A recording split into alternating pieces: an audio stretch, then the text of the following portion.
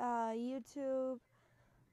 Just letting you know, all my stories might not be good when I read them. My emotions may not show, or I will have really big problems with big words, and I'm usually just gonna do it in one take, and there will not be any, there won't be any background sounds, because I'm just doing all this in Windows Movie Maker. But enjoy whatever I'm reading. If you want me to read your creepypasta, just send me the link in a private message. Make sure it's not too short, not too hard of words, all that stuff. Also, I will not have a link down until this is published on YouTube. Okay, enjoy. Apprentice, written by Fandom Sketcher. I was starving as I sat in the corner of my soft white room, gnawing on my fingers. I was at the muscle of my finger, flinching in pressures as I could feel its the stinging of my teeth dig into the tender meat. Blood covered my shirt and face, but I didn't mind. It was so delightful. I licked the warm, succulent blood dripping off my finger with a slurp, feeling my rough tongue run across the inside of my finger. That made me long for more meat. I took another small bite, and I jumped, obviously hitting a nerve in my finger. I had that happen so many times that it felt satisfying, but not satisfying enough. I wanted more.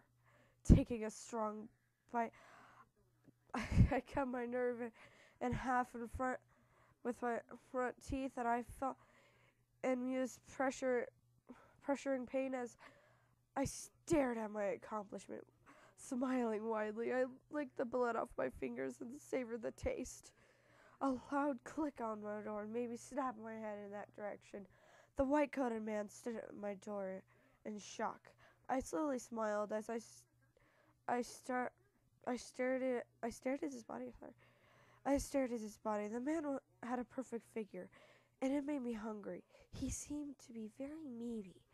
That thought made me smile wider and wider. My fingers curled in delight. He must taste fantastic.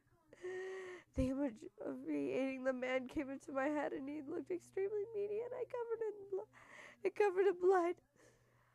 I had his chest ripped open, and a thought showing his organs. His exposed heart beat extremely fast, beating. Wow, they did write beat. Sorry. He screamed. His lungs shrunk and expanded. I was there to experience it. He tasted like the most wonderful human I've ever eaten. I have enjoyed every moment of it, slashing through his insides with my sharp fingernails, chewing on his thick interior. The man shall fulfill my fantasies. Dr. Pearson, 42B.3, needs immediate help. The man interrupted by my thought. I smiled in play for abortion. Breakdown. As I stood up, gazing at the man's body, my mind was stuck on the man's meat quantity. I couldn't help myself. I lunged at the man. Before I could bite into his tasty skin, he sprayed a liquid at me that made my eyes and the deep cuts on my face burn. I smiled in complete enjoyment. This man made this more pleasurable. I nailed the man down to the ground, searching for the man's face through the blur that covered my eyes. I soon felt his chest, running my finger slowly up his throat.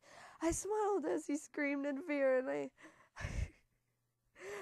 as I stabbed his throat with my nails, I dug my fingers through his cartilage. I took out his vocal cords with a thrilling rip.